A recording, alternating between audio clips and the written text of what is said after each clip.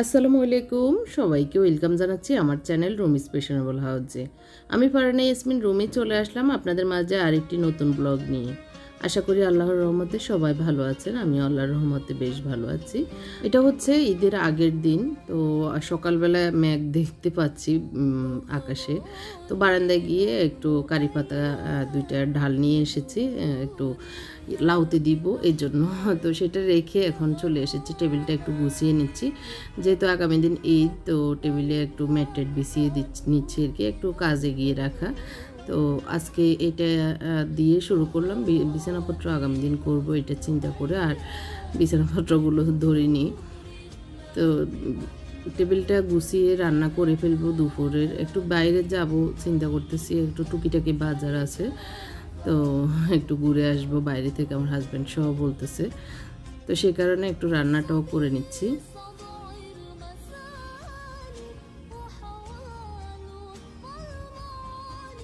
আজকে আমি এই ফেস্ট কালারের ম্যাটগুলি দিচ্ছি টেবিলে।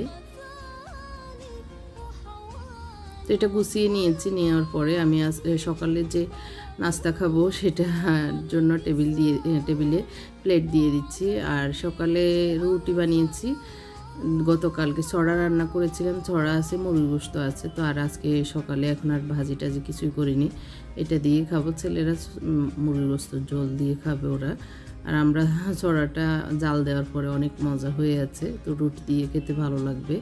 আর এটা শেষ করে ফেলবো, দুপুরের জন্য একটা লাউ রান্না করব।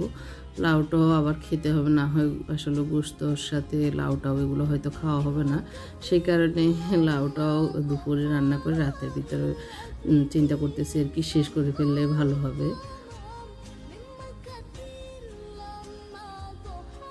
এই তো ছড়া দিয়ে রুটি দিয়ে খেয়ে তারপর চাটা খেয়ে নিব।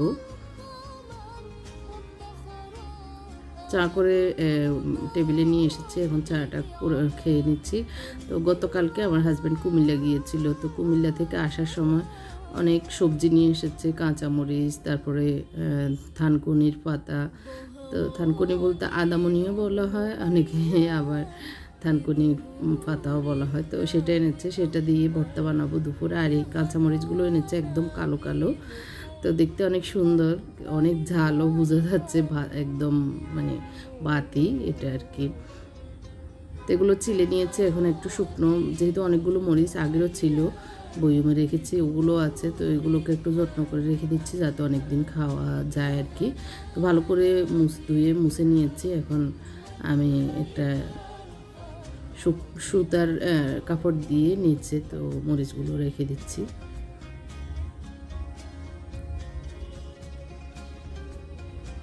তো উপর দিয়েও একটা টিস্যু দিয়ে রেখে দিই, তাহলে অনেক দিন পর্যন্ত এগুলো ভালো থাকবে। যত্ন করে রাখলে আসলে যে কোনো জিনিসই ভালো থাকে আর কি। আপনাদের ঈদের আগের দিন কেমন কাটছে, বা ঈদের আগের দিন আপনারা কী কী করেছেন কমেন্ট করে জানাবেন। ঈদের আগের দিন আসলে সবারই অনেক কাজ থাকে, তো আমারও অনেক কাজ। তো এই কাতল মাছ বের করে নিয়েছি, ইয়ে দিয়ে রান্না করব, কাঁচামরিচ কুটে নিয়েছি লাউ দিয়ে রান্নার জন্য। আর এই যে থানকুনির পাতা বেছে এগুলোকে কুচি করে নিয়েছি, একটু ভর্তা বানাবো সেই কারণে।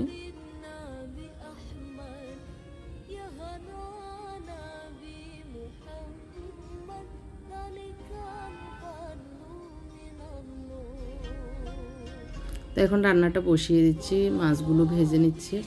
আর লাউটা আমি একটু হালকা আগুনে একটু ঢাকনা দিয়ে সেদ্ধ করে নিচ্ছি আর কি। লবণ টবণ কিছুই দিইনি, জাস্ট এমনি ভাপ দিয়ে নেওয়ার যেটা ওইটাই আর কি, স্টিম করে নিচ্ছি এভাবে। তো একটু পানি বেরিয়ে এটা সুন্দর নরম হয়ে গিয়েছে, আর লাউটা খুবই নরম, মানে একদম কচি লাউ।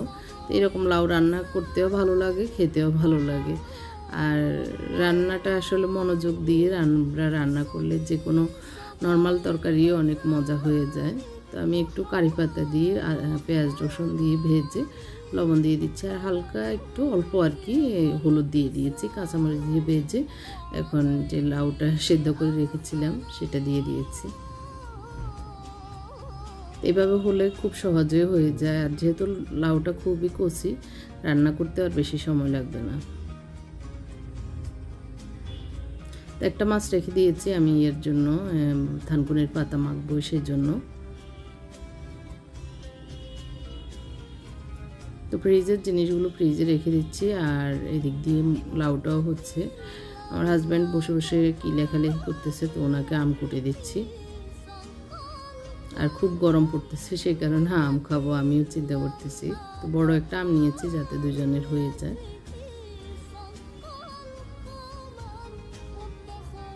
তো এদিক দিয়ে লাউটা নরম হয়ে গিয়েছে, আর বেশি একটা সিদ্ধ করলে চুপকা হয়ে যাবে, ভালো লাগবে না। তো খুব কম মশলাপাতি দিয়ে রান্নাটা করলে, মানে লাউ রান্নাটা করলে অনেক ভালো লাগে, খুব টেস্ট হয়েছে। তো আমি একটু প্রথমেও ভেজে নিয়েছি অল্প একটু তেল দিয়ে, এখন একটু তেল দিয়ে ভাগার দিয়ে দিচ্ছি।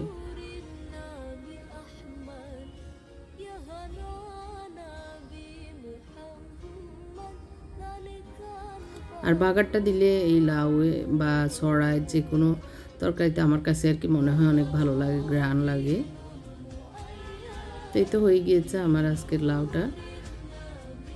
শুধু থানকুনির পাতাটা মেখে ভাতটা খাবো। লাইট অফ করে দিয়ে চলে যাচ্ছি রান্নাঘরে, আর কাজ নেই।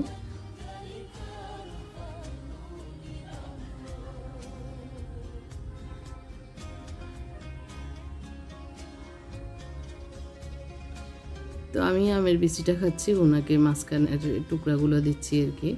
তো আমার ছেলের এই রুমটা গুছানো আপনাদের অনেকের কাছে পছন্দ হয়েছে, আপনারা খুব পছন্দ করেছেন। যারা দেখেননি আমি আই বাটনে দিয়ে দিচ্ছি এবং ডেসক্রিপশনেও দিয়ে দিব, এই ব্লগটি দেখে নিতে পারেন। কালো সাদা রুম সাজানো আর কি। তো এর ভিতরে গোসল নামাজ সব সেরে নিয়েছি, এখন ভাত খাবো। তো খেয়ে তাড়াতাড়ি একটু বের হব। কাঁচামরিচ, যে নতুন কাঁচামরিচ এনেছিল সেগুলো দিয়ে বেজে মানে বানাবো আর কি। তো মরিচগুলোর টেস্টও দেখা। একটা মাছ ভেঙে দিয়েছি, পেঁয়াজ দিয়ে লবণ দিয়ে ভালো করে মেখে নেব। আর এখানে একটা আলু দিলে ভালো লাগতো আর কি, তো আলু নেই, আলুটা দিই নেই, এই জন্য। এমনিতেও অনেক ভালো লাগে, আমার শাশুড়ি সবসময় এভাবেই করতো, আলু ছাড়াই। একটু সরিষার তেল দিয়ে দিচ্ছি।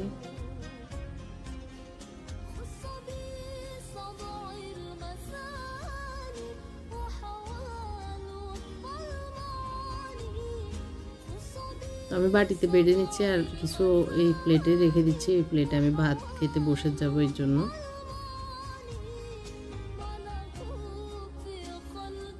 তো খেতে বসে এখন দেখতেছি যে অনেক ঝাল হয়েছে, কাঁচামরিচগুলো খুব ঝাল। এমনি খুব টেস্ট হয়েছে, শুকনো ভাত দিয়ে খুবই ভালো লেগেছে। তো খেয়ে দিয়ে আমরা রেডি হয়ে দুজনে কালো করেছি আজকে। তো এটা মিলে গিয়েছে, আমরা দুজনে কথা বলতে বলতে যাচ্ছি।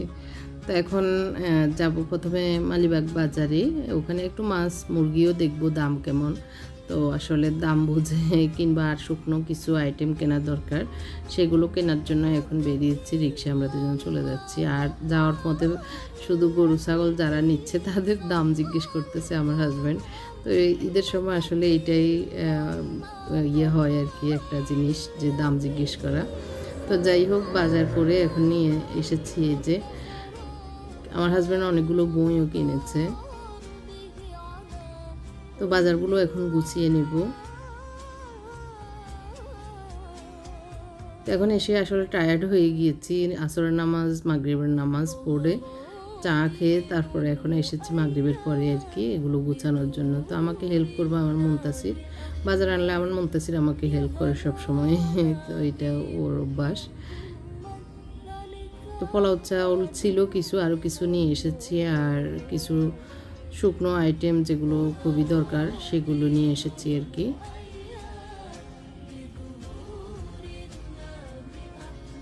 তো কালো গোলমরিচ ছিল না, সেটাও নিয়ে আসলাম, এটা এখন জায়গায় রেখে দিচ্ছি। আর কিছু শুকনো মশলা দরকার ছিল, সেটাও নিয়ে এসেছি।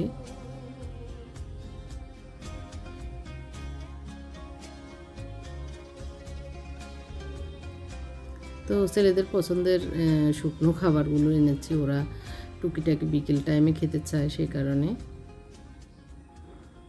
তো মুনতাসির বুটের একটা প্যাকেট দেখে ও এটা খুলে খাওয়া শুরু করে দিয়েছে।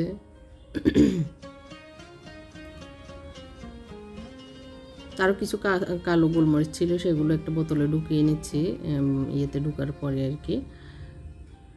তো এগুলো ঢুকানোর জিনিসগুলো মুনতাসির উপরে সুন্দর করে সাজিয়ে রেখে দিচ্ছে।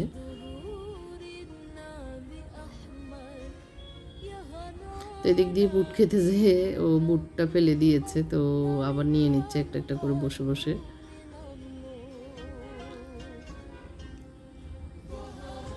তো প্রায় অর্ধেক কাজ শেষ, আরও টুকিটাকি আছে, রান্নাঘরটা এলোমেলো হয়ে আছে দুপুরের পর থেকে আর কি, আর গুছানো হয়নি, তো সেটাও গুছাবো।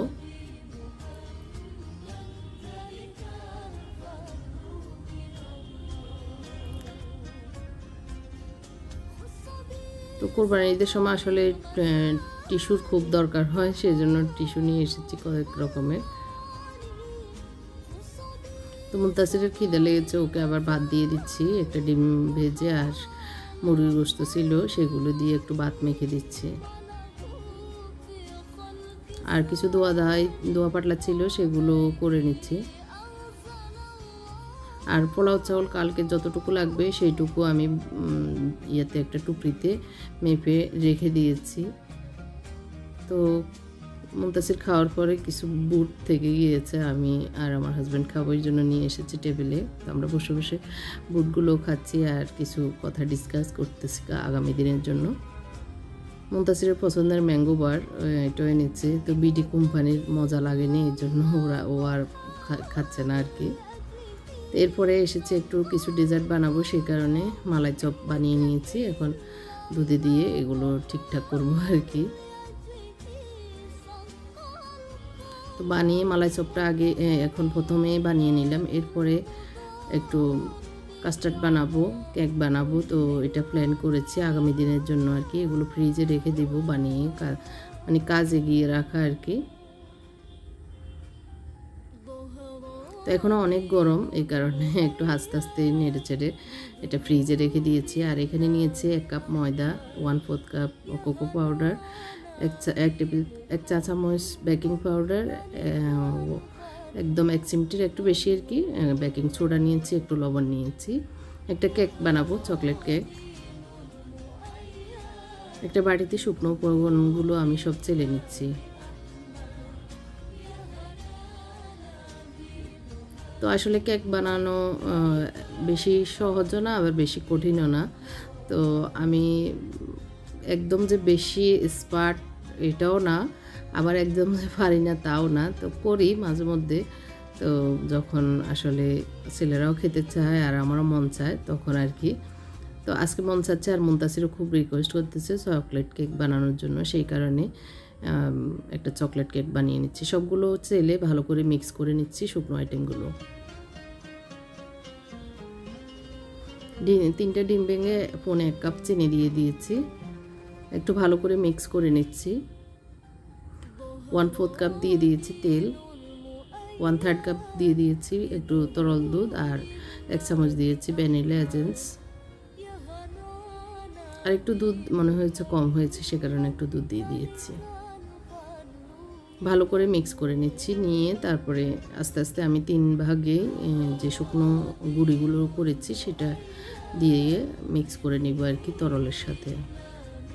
তো কেক বানানোটা অনেক ইজি, অনেকে হয়তো পারেন, তারপরে আমি যতটুকু করেছি মানে ঈদের আগের দিনের রাতে সেটাই আপনাদের সাথে শেয়ার করছি। তো ধীরে ধীরে আমি মিক্স করে নিয়েছি। এখন আমি একটা বাটিতে 1/2 কাপ পানি নিয়েছি আর 1 চামচ দিয়ে দিয়েছি কফি, ভালো করে মিক্স করে নিচ্ছি। আর পানিটা আমি গরম দিয়েছি, টাটকা পানি, মানে টাটকাচ্ছে একটু কম আর কি, এরকম গরম করে পানিতে গুলে কফিটা দিয়ে দিয়েছি। ডোয়ের সাথে ভালো করে মিক্স করে কেক ডাইসে দিয়ে দিচ্ছি। আর কেক ডাইসে আমি তেল লাগিয়ে কাগজ লাগিয়ে দিয়েছি, ভালো করে একটু ডিপ করে তারপরে এখন পাতিলে বসিয়ে আজকের কেকটা তৈরি করে নিচ্ছি। আমি 10 মিনিট ফ্রি হিট করে নিয়েছি পাতিলটাকে, তারপরে ছিদ্র বন্ধ করে ঢাকনা দিয়ে প্রায় 30 মিনিটের মতো লেগেছে, কেকটা বানিয়ে নিয়েছি। এদিক দিয়ে ফ্রুট কাস্টার্ড বানাবো, সেই কারণে কাস্টার্ডের সব করে নিয়েছি, এখন ফ্রুটটাই কেটে নিচ্ছি। তো কাস্টার্ডের রেসিপিটা আমি এগুলো আলাদা আলাদা দিব, সে কারণে ফুল রেসিপিগুলো আমি দেখাচ্ছি না। আপনারা চাইলে আমি যখন আলাদা রেসিপি দিব তখন চেক করে নিতে পারেন। এদিক দিয়ে আমার ছেলে এসেছে ওর জবের জায়গা থেকে, তো ওখান থেকে ওকে কিছু গিফট দিয়েছে। প্রায় এখন 12:30 বাজে, ও 12:30 পর্যন্তই ডিউটি করেছে। 2 কেজি চিনি গুঁড়া চাও, 1 কেজি চিনি আর একটা সেমাই।